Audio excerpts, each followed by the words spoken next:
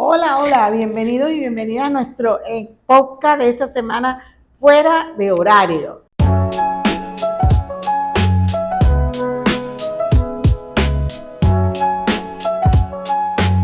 Estamos aquí otra vez nuevamente pues con nuestro podcast porque bueno, a veces tantos viajes y tantas cosas nos hace que tengamos que ir posponiendo nuestros encuentros, pero siempre hay un momento especial para compartir con ustedes, para compartir las experiencias, para compartir las historias de vida. Y hoy tengo la oportunidad de tener una persona de acá del municipio Colina, una mujer extraordinaria porque tiene toda una experiencia, sobre todo en el tema de la comunicación social, o sea, es una experta, es una periodista. Entonces, una periodista de nuestro municipio se llama Soraya Reyes. Adelante, Soraya. ¿Cómo estás tú? Bienvenida a nuestro programa Fuera de Horario. Un placer estar. Qué bueno, vale. ¿Tú sabes acá que en este día que estamos fuera de horario. Sí, que estamos fuera de horario, exactamente. Tú sabes que este programa se creó con el objetivo de poder dar a conocer parte de la experiencia de lo que hace Ceporrejún como organización social sin fines de lucro, ¿verdad? Que hace un trabajo comunitario con las comunidades de formación, de encuentros, de apoyo, bueno, de acompañamiento. Entonces, bueno, vimos como importante poder compartir con la gente, pues, con la gente que nos sigue, con la gente que quiere conocer un poquito más de qué es lo que hacen las organizaciones. Entonces, bueno, hemos ido compartiendo la historia de vida del personal de la organización y también de otras experiencias. Tuvimos la oportunidad en Cumaná de entrevistar a una persona que está muy ligada al tema de seguridad vial, a un comisionado.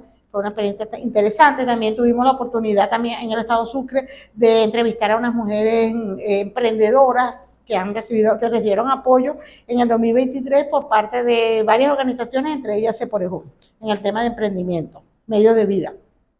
También tuvimos la oportunidad recientemente de entrevistar a una persona de un proyecto de jóvenes en Bogotá, en Colombia, de una fundación que se llama Apoyar. También hace una experiencia interesante y así hemos ido no solamente entrevistando a las personas dentro de la organización, sino también a aquellas personas que como tú tienen algo importante que decirle a la sociedad. Es más, que con su vida han demostrado ese venezolano o venezolana luchadora, emprendedora, capaz de no quedarse quieta, de ir buscando siempre algo mejor. Y bueno, tú eres un testimonio de eso, por eso me pareció interesante poder tener este espacio contigo. Entonces, bueno, cuéntale a toda la gente que ve nuestro programa quién es Soraya Reyes. Bueno, de verdad, primeramente felicitarte, Marielina, porque sí, de hecho, tenemos que estar a la par de los avances tecnológicos y en la parte comunicativa esto no se puede quedar atrás. Claro. Y tú querer decirle a la gente lo que estás haciendo, lo que están haciendo desde esta organización y dar a conocer otros valores, otros proyectos a través de estas nuevas tecnologías me parece muy bien, son el buen provecho que debemos hacerle a todo esto, ¿verdad? Claro. Y de verdad hemos tenido la oportunidad de ver algunos de tus trabajos y bueno, ya lo que te falta es estudiar comunicación, sí. Porque de verdad que es bastante bien el contenido, el formato y bueno, te felicito por eso. Gracias. Complacida de que en esta oportunidad me hayas llamado para formar parte de este fuera de horario, que lo dije al principio, estamos ambas fuera de horario, sí. Pero ahí estamos trabajando, porque así es, y en este mundo de la comunicación mucho más del periodismo, porque la noticia no tiene fecha, no tiene hora. Correcto. Y sí. Ahí siempre debemos estar. Bueno, Soraya. Ajá. Soy Soraya Reyes. Soraya es de aquí de La Vela, ¿verdad? Sí, señor. Nacida acá de La Vela, en el sector El Castillo, de acá de La Vela, allí mismo en la casa que habitaban mis padres. Y bueno, mi familia, mi mamá, una mujer dedicada al hogar, a la crianza de sus 7 hijos, pues somos 7 hermanos. Y mi padre, el Tony Reyes, sí, él está en el mundo estuvo en el mundo de la locución. Qué bueno, ¿tu papá era locutor? Sí, ¿O sí. era técnico de...? No, papá se graduó, bueno, en esas primeras cortes en Caracas, cuando era el Ministerio de Telecomunicaciones. Okay. Entonces papá ya falleció, pero una trayectoria bastante importante, bastante impecable en el mundo de la comunicación. De hecho, la primera corte de locutores que logramos traer para acá, para Colina, lleva su nombre, en honor al trabajo radiofónico que dejó, pues, el legado acá en Colina, y no solo en Colina, sino en el municipio Miranda. O sea, que tú prácticamente estás siguiendo sus pasos. Sí, y parte de lo que quiero contarte tiene mucho que ver ese empuje, quizás ese amor que él tenía hacia estos medios, que de sus 7 hijos, bueno, allí me fui inclinando, enamorando de todo lo que hacía, y hasta que logré entrar en la Escuela de Comunicación Social, ya con 2 hijas. Imagínate. Me decidí a estudiar comunicación, porque mucho antes. Primero terminaste tu bachillerato aquí en La Vela. Sí, estudié. ¿Y en ese momento qué querías estudiar? Estudié la educación primaria acá en La Vela con unas maestras increíbles, que por cierto hemos tenido la oportunidad en estos días verlas, entrevistarlas. Bueno, la maestra Olga Bracho, la maestra Noemí Sala. Qué bien. Y ya el bachillerato sí fui a Caracas, porque en ese trance muere mi madre. Entonces fui a vivir con una familia paterna a Caracas, allá hice mi bachillerato, regresé ya a 5º año acá, y me gradué de bachiller acá aquí en el mismo municipio. Sí, llegué un poquito tarde, ya por ahí por el segundo lapso, pero sí me aceptaron. Qué bueno. Y me gradué de bachiller acá, y posterior a eso, sabes que antes teníamos que presentar una prueba de actitud académica, que si tenías un puntaje salías en la universidad, si no. Y bueno, y tuve la suerte de salir en la Universidad Francisco de Miranda, y comencé a estudiar medicina. Pero tú habías seleccionado esa carrera. Sí, yo quería ser médico. Tú querías ser médico. En ese momento tú querías ser médico. Sí, señora. Entonces, bueno, comencé a estudiar la carrera de medicina, pero entre una y otra situación presentada. ¿Te enamoraste? Sí, y me casé. ¿Te enamoraste y te casaste? Me casé, pero llegué hasta el 6º semestre con la esperanza de seguir la situación económica también. Recuerda que ahorita, gracias a Dios por lo que estábamos hablando de las nuevas tecnologías, los muchachos tienen grandes oportunidades, innumerables elementos, oportunidades de estudiar. Cuando yo estudié medicina, eran libros, guías, los libros carísimos, todos los implementos que nos pedían. Era como en ese momento llamábamos, era como que una carrera para gente pudiente. Exacto, que pudiera tener los recursos. Nadie podía estudiar medicina si no tenía recursos. ¿Y tú para ese momento ya no tenías ni a tu mamá tampoco? No, ya no tenía a mi mamá, y estaba incluso con mi abuela materna, con mi papá, unos padrinos que me tocaron de bautizo excepcionales. Que te acogieron en ese proceso. Que me apoyaron muchísimo. Sin embargo, me tocó de 16 años comenzar a trabajar para poder pagar los pasajes también, que se hacía cuesta arriba, a veces tenía que ir y venir 2 veces. Bueno, todo ese panorama. Momento me imagino que era un bolívar el pasaje. Pero un bolívar ¿cómo costaba que costaba? Y fíjate, a esa edad, 16 años, trabajando, estudiando una carrera tan fuerte, y iba que sí podía, bueno, llegué hasta el 6º, hasta la mitad. Allí sí me casé joven, de 20 años ya. Me casé, tuve 2 hijas de ese matrimonio, Norcari y Noriarquis, ya 2 mujeres hermosas con su familia.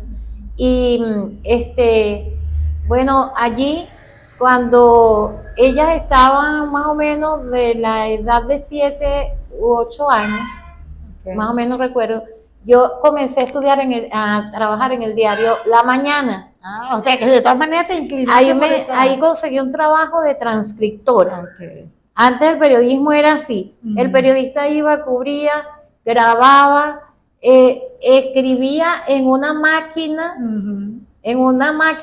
de escribir manual, y le pasaban eso a otro equipo que era lo que teníamos, una computadora que trabajaba por puntos, imagínate tú.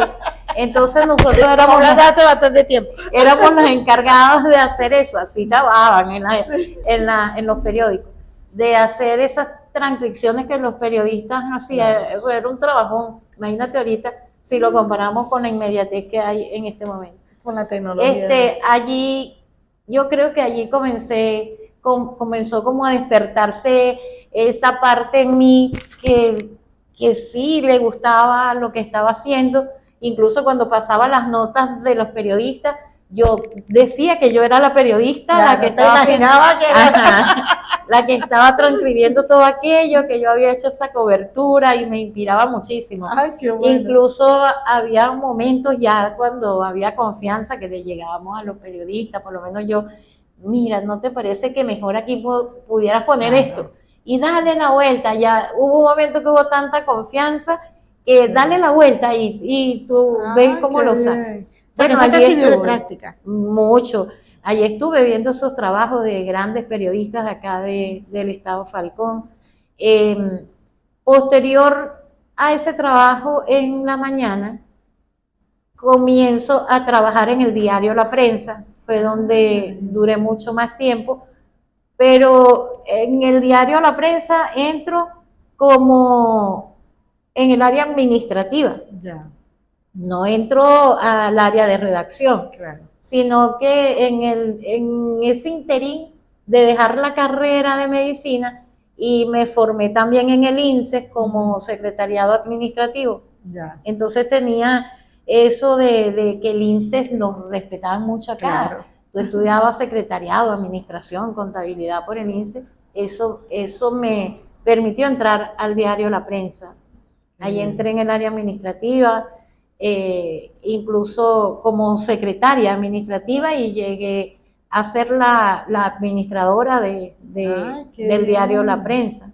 Y allí en el diario La Prensa seguí en eso de ver el mundo de la comunicación, la cobertura que hacían, como, o sea, las fuentes, este se iba a Suceso, aquel se iba a la fuente de política, todas las mañanas, esa adrenalina que hay en ese mundo, empezó a llamarme mucho la atención. Estando trabajando allí, yo dije, yo quiero ser periodista. Esto es lo mío. O sea, ya estaba más adulta, ya era una persona con mayor claridad de lo que quería. Sí, claro. Yo llegaba a redactar notas, ¿no? Porque me gustaban. Imagínate. Por la confianza que había a veces con los periodistas que estaban ahí, muy amigos, y a veces me decían, mira, Sara, ya que está esta grabación, ayúdame ahí. Y yo, ahí hay novatos, pero hacía esas redacciones, incluso pasé por el departamento de corrección, por eso también. Claro. El periodista escribía, pero había un personal que corregía. Claro. Lo que escribía. Para que eso saliera sin ningún tipo de detalle. Pues. Sí, señor. Entonces, pues estando ahí en La Prensa, duré aproximadamente 13, 14 años trabajando allí. Wow. Me tocó hacer las pasantías. Estaba haciendo las pasantías de impreso, hacíamos pasantías de impreso, de televisión, audiovisual, y estaba haciendo las pasantías de impreso, y me tocó ir a cubrir un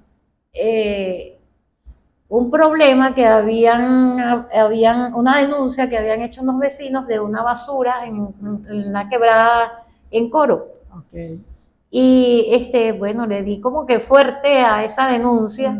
Incluso hice el llamado al organismo que en ese momento era Funda Región, de que lo que ellos decían, que tenían tiempo que no hacían el trabajo, temían por un desbordamiento, y eso le pegó así como mucho al presidente de Fundaregión en ese momento. No le gustó la denuncia. Era Eligio Rosendo, y llegó a la redacción y preguntó quién es Soraya Reyes. Ay, Dios Y mío. me llamaron porque, bueno, hay una réplica. Claro. No, la réplica era que me llevó al sitio, me montó en una maquinaria de esa para que yo viera cómo estaban haciendo la limpieza. Ay, qué bueno. Y bueno, eso fue una experiencia que bueno, nunca se me olvida, porque a raíz de todo eso, él me llama y me ofrece crear en Fundaregión una oficina de prensa que no la tenía. No la tenían ellos, imagínate.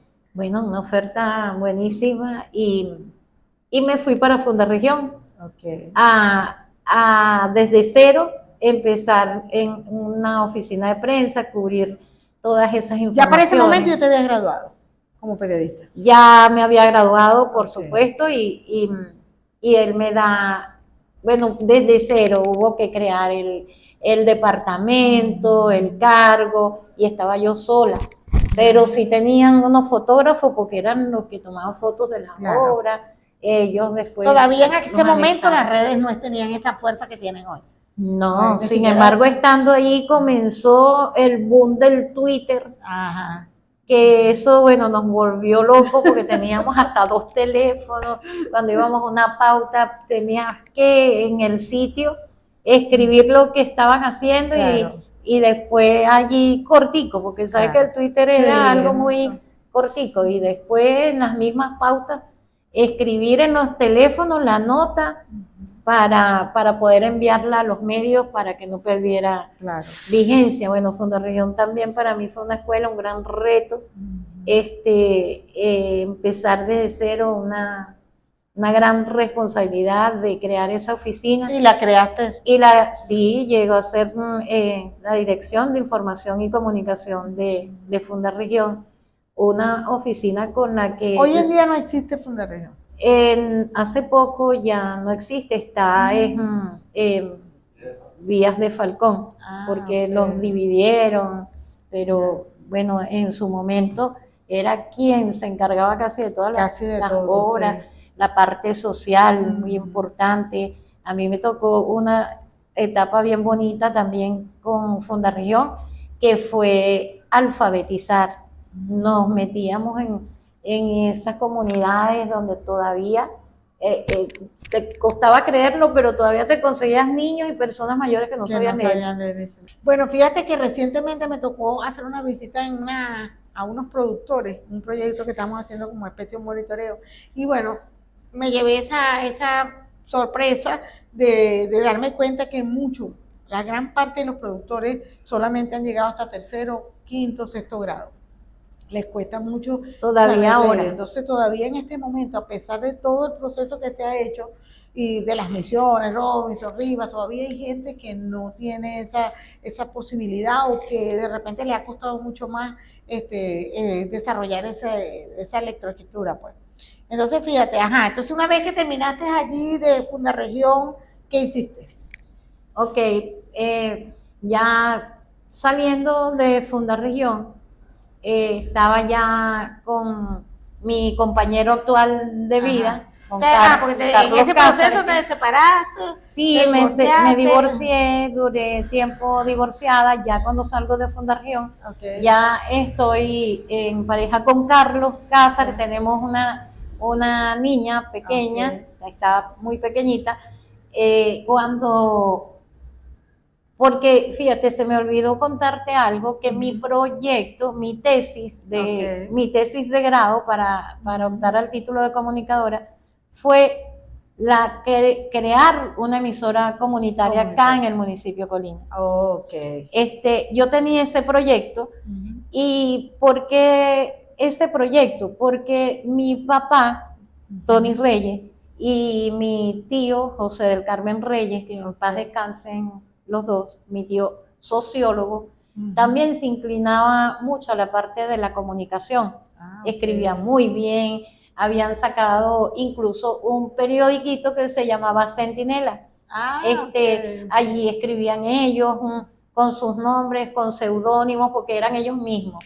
Y lo imprimían, Y entonces, como yo estaba en la carrera, ellos me incluyen en ese periódico Centinela también para la diagramación, para que les revise, para Claro, en escribir aquel también. tiempo, imagínate, hoy las redes sacas todo Te saca todo rapidísimo. rápido. Sacas imágenes. Las diagramaciones eran En aquel buenas. tiempo era Por centimetraje, no te pases de tantas líneas, de tantas palabras y eso. sí. Bueno, estoy con ellos allí y cuando estoy haciendo esa tesis, ellos me ayudaron mucho porque mi padre siempre tuvo la ilusión, el sueño de él tener una emisora. Ya había trabajado en Radio Coro, en Onda de los Médanos, en Radiovisión Falcón, había incluso trabajado en algunas emisoras en Caracas y él quería tener su emisora acá. Cuando yo hago el proyecto, se enamoran del proyecto y dice, pero es crearla, o sea, estaba desde cero y ya una emisora consolidada, pues en mi tesis de grado.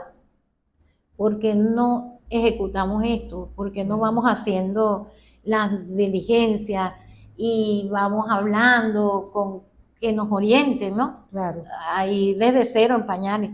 Allí, bueno, teníamos el proyecto en mano, investigamos cómo podíamos hacer algunas cosas y no había un personaje del gobierno que llegara acá en Falcón cuando Carlos decía, armen la carpeta, que el ministro de Comunicaciones está en Coro, vamos a ver cómo hacemos para entregársela en sus manos. Incluso, bueno, él llegó a entregar esa carpeta a varias personalidades a la gobernación.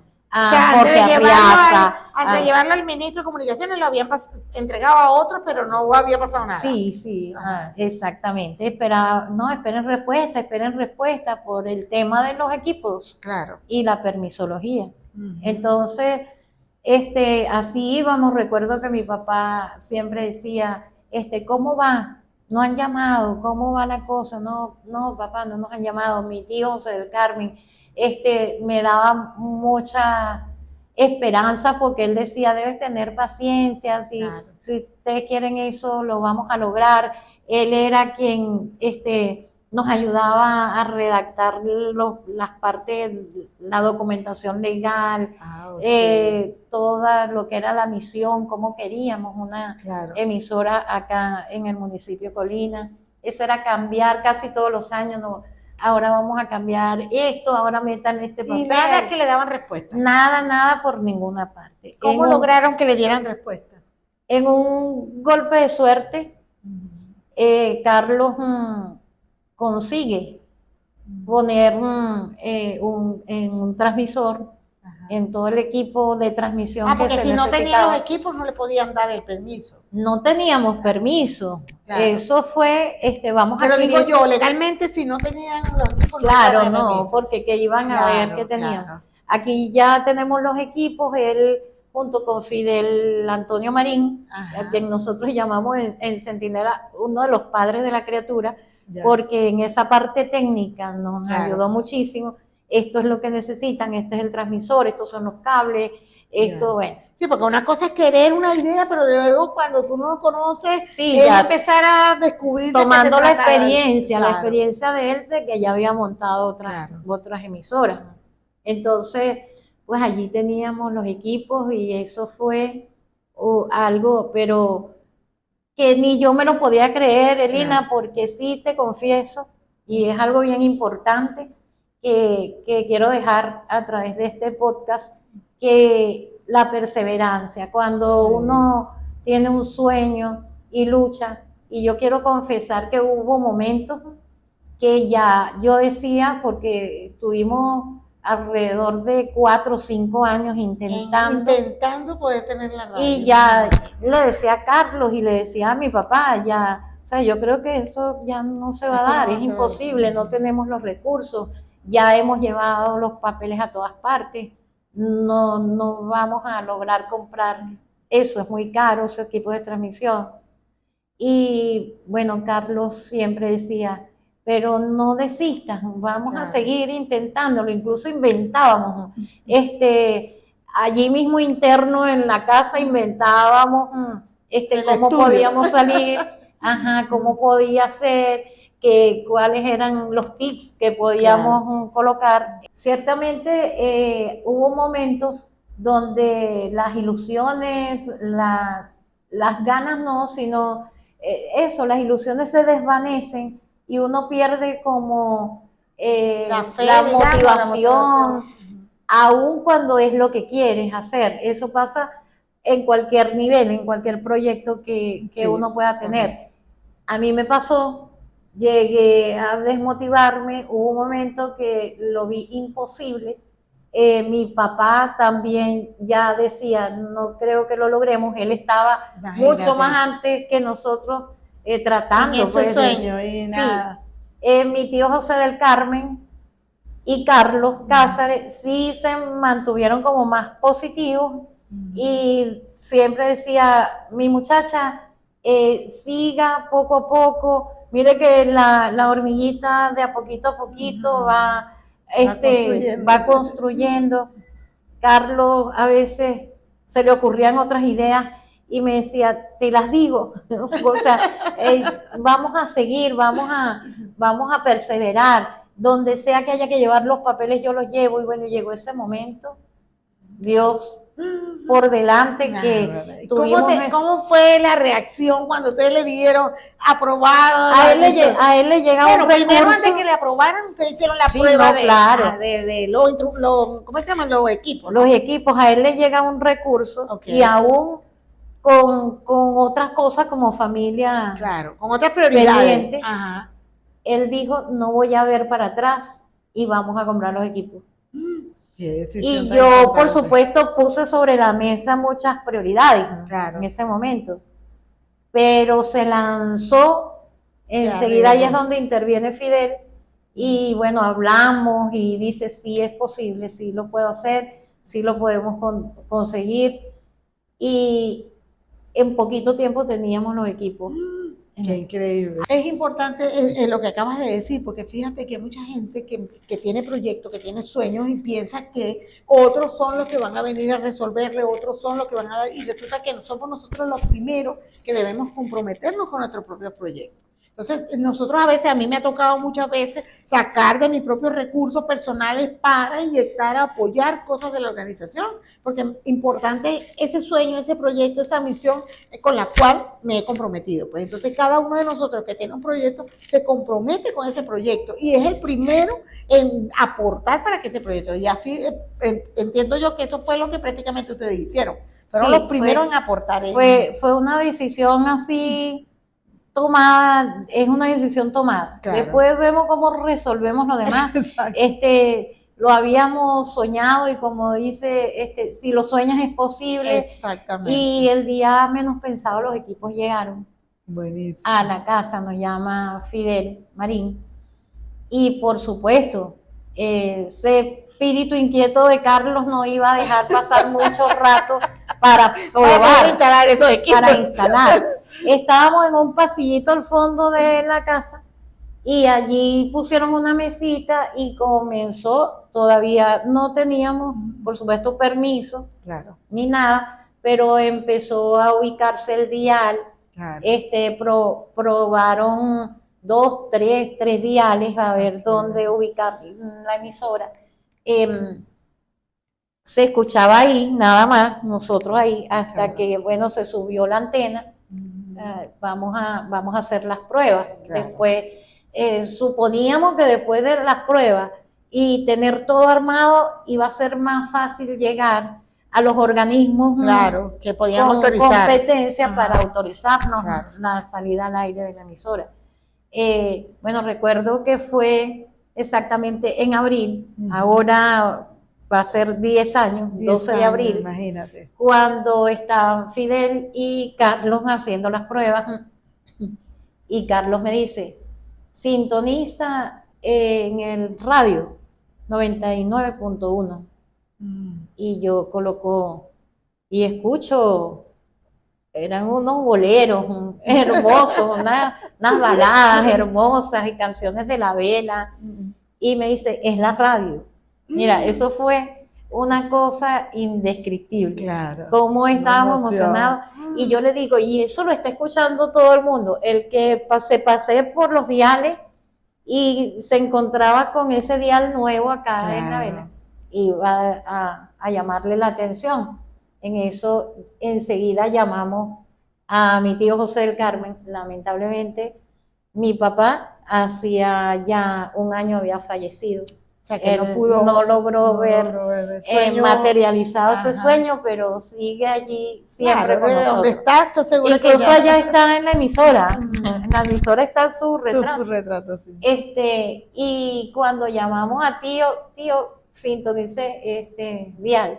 Eso fue, o sea, estábamos emocionados, el cuadro pequeño, Claro, éramos claro. los que sabíamos. Entonces, bueno, ¿qué íbamos a hacer? Vamos a dejarla con pura música, no teníamos identificadores, nada Claro. todavía, para que sonara. Por supuesto empezábamos a decirle a los amigos, a los conocidos que sintonizaran y escucharan. Y a la gente le gustaba porque era una emisora que ni decía hora, ni decía nada, y era pura música. Y la gente la dejaba ahí. Hasta que, bueno, comenzamos con ya a trabajar de lleno, a grabar los identificadores, a decir que era Centinela, que estábamos aquí en la vela, así metiéndole poquito Claro. a poquito. Y ya cuando logramos estructurar todo, que la emisora sale solo con sus identificadores y con Su programación. y con su música, ya estábamos captando algunos programas que iban a ser los programas que íbamos a iniciar en la emisora. Fue desde ese 12 de abril hasta el 9 de mayo estuvo la emisora sonando periodo de prueba. Hicimos los contactos con Conatel, que teníamos la emisora, que ya estaba funcionando, le pasamos comunicación a la alcaldía, a la gobernación, que estábamos funcionando en ese dial, y con Conatel nos respondía vía email, ya estaban como en conocimiento, pero nos solicitaban documentos, nosotros se los enviábamos, pero nunca nos llamaron para entregarnos una concesión. Sin embargo, nos permitieron salir al aire con los adelantos que teníamos, sin el permiso de Conatel. Bueno, ese 10 de mayo fue una fiesta grande. ¿Qué fue cuando la autorizaron? Porque no, todavía no estamos autorizados. Fue cuando dimos inicio a la programación. Los primeros programas, las primeras voces que se escucharon en la radio fue ese día, fue el padre. Hicimos, bendijo las instalaciones, que siempre ha sido allá donde aún está. Y bueno, ese día salieron 3, 4, 5, estuvimos desde las 8 de la mañana hasta las 4 de la tarde con programas al aire. Y de allí, bueno, hasta... ¿Y en qué momento Conatel les da entonces la autorización? Hasta... ¿Qué sucede? Nosotros seguimos trabajando y sí estábamos en comunicación con ellos porque nos preocupaba esa parte que no teníamos la concesión. Pero un día, no recuerdo exactamente el día, que llaman de Conatel una autorización a decirnos que la emisora debemos apagarla. Creo que fue en el mes de junio del 2000. ¿Ya tenían cuánto tiempo funcionando? ¿Un año? Ya nosotros teníamos 8 años al aire. Imagínate, sin ningún permiso. 8 años con, bueno, tuvimos en la televisión, la gobernadora del estado nos puso de referencia a nivel nacional la emisora, y no teníamos concesión. Allí nos visitaron ministros, el gobernador, todas esas personalidades en el transcurso de esos 8 años, haciendo un trabajo comunitario también con nuestra gente, trabajo social, que fue una de las cosas por las que yo más me incliné en ese momento. Vamos a trabajar con la gente, vamos a ayudar a la gente, no vamos a estar en estas 4 paredes. Entonces nos llaman ese día a decirnos que por orden de Conatel la emisora debe apagar. Que fue cuando se apagaron casi todas las emisoras acá en el municipio de Colina, porque todas estábamos trabajando De forma sin sin autorización. permiso, porque, o sea, el protocolo que había era casi o sea, muchas trabas para tú adquirir los permisos. Ahí apagamos y de allí en adelante eso fue, bueno, diligencias, hacer proyectos nuevos, actualizar la fundación, todo lo que nos decían. Okay. Muchas emisoras de acá, lamentablemente, no lograron siguieron, sobrevivir. se decayeron en el intento, que es Claro. lo que también queremos hacer, saber pues a todos quienes escuchan y ven tu podcast, que hay que perseverar. Claro. Porque incluso Que en ese aunque momento, tengas dificultades, debes mantenerte firme con lo que sí, crees. incluso en ese momento nosotros dijimos, al principio, dale para allá, vete para acá. Hubo un momento que vimos como que, ajá, pero díganos algo, no había información. Dios Y mío. como que dijimos, bueno, que sea lo que Dios quiera. Claro. La emisora estaba ahí silenciada, Dios allí mío. en la casa. Sin embargo, nosotros nos pusimos a hacer podcast y empezamos a hacer audio, hacíamos informativos, pasándolos por grupo, o sea, no dejamos Claro. el trabajo porque es nuestra pasión. Exacto. Y es lo que nos gusta hacer. Y nos mantuvimos así, en cuentas a través del Facebook, de las redes, y haciendo audios, podcast informativo, entrevistas, cualquier actividad. Pero cuando ya hicimos todo el papeleo, que ya teníamos todo lo que nos habían solicitado, ya lo dejamos como que es la segunda vez. Claro. Y hablábamos Carlos, mi tío y yo, bueno, estamos en manos de Dios, Claro. ya que sea lo que Él quiera, si escrito está que debemos seguir, en algún momento pasará. Y así fue Marielina. En un momento X, estando nosotros en la sala de la casa, recibimos una llamada. 9 de mayo. Nosotros, no, la llamada que recibimos fue el 9 de abril, porque nos entregaron la concesión el 12 de abril, casualmente, que fue una fecha que fue cuando nosotros habíamos la primera prueba. Ajá, nos llaman de allá para allá, tienen que estar en Caracas el día de mañana, porque a Centinela se le va a entregar su habilitación para que puedan prender la emisora nuevamente.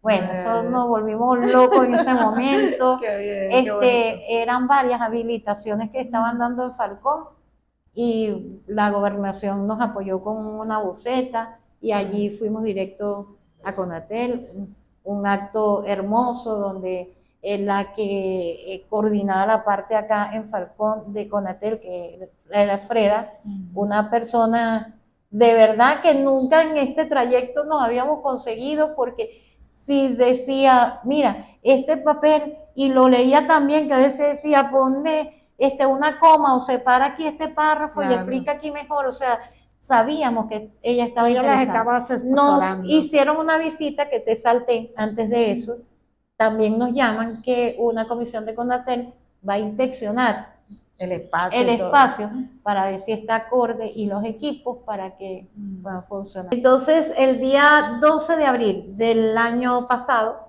nos entregaron la habilitación.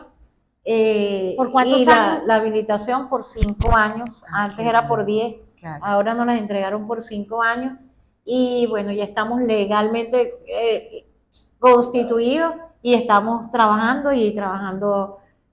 con todos, trabajando en esta nueva modalidad, incluso de Centinela estar en la calle con la gente.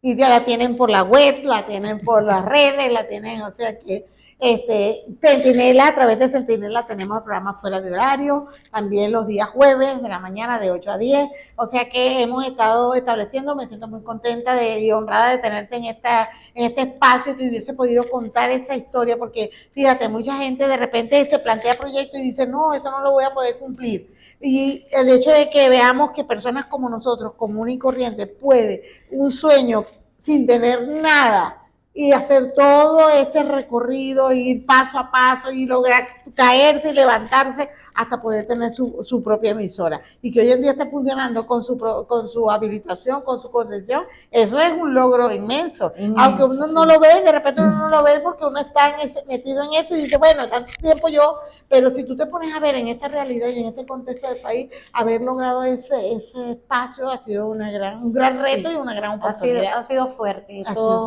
Todo lo que se nos pide, claro, actualizar papeles, llegar, ir a registro. Bueno, me encanta que hayas podido estar con nosotros y contar tu experiencia, porque eso, la idea de este espacio es eso, que que las personas vean la experiencia de otros y que eso sirva para motivar. Sobre todo porque, mira, el rol de mujer, el rol de madre, el rol de esposa, esa experiencia también interesante. Incluso pasar por el proceso de un divorcio aún estudiando y es importante las mujeres el divorcio, el romper una relación no es el deber ser, pero no nos debe limitar para seguir nuestro camino, para seguir nuestros sueños y más aún cuando te ves que quedas prácticamente como padre y madre con hijos. Entonces eso es lo que más en mi caso me motivó a seguir estudiando. Me gradué de comunicadora, le puse el birrete a una de las hijas y la toga a la otra porque ya estaban grandecitas.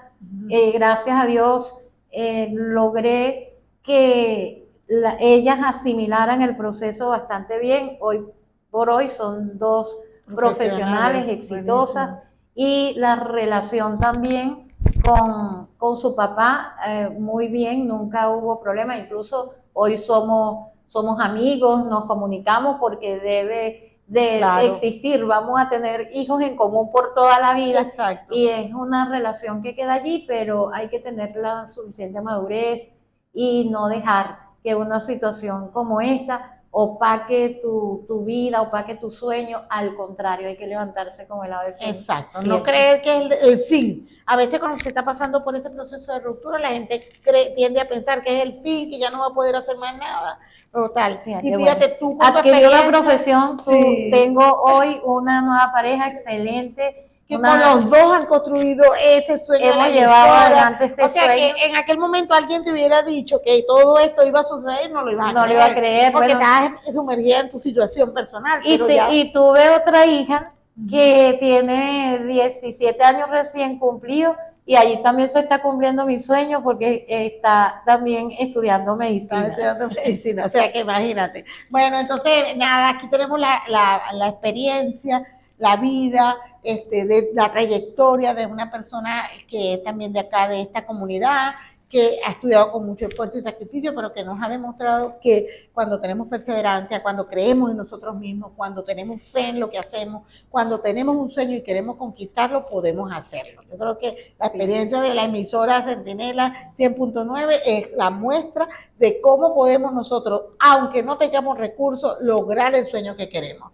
Y ustedes son el ejemplo de eso para este municipio, para este pueblo y para una mujer líder de esta comunidad. Así que muchísimas gracias, Soraya, por estar acá, por compartir su experiencia, que estoy segura que va a iluminar, va a motivar a mucha gente. Creo que es importante que podamos, a través de estos medios, poder contar las experiencias y la historia de vida de personas que pueden inspirar. Y que no solamente las redes sean para hacer chistes, burlarse, hacer cosas graciosas, sino también que sirva como ejemplo, como motivación. Y bueno, este espacio es para eso. Gracias, Soraya, por estar aquí. Síganos en nuestras redes sociales y bueno, chao, chao, hasta el próximo programa.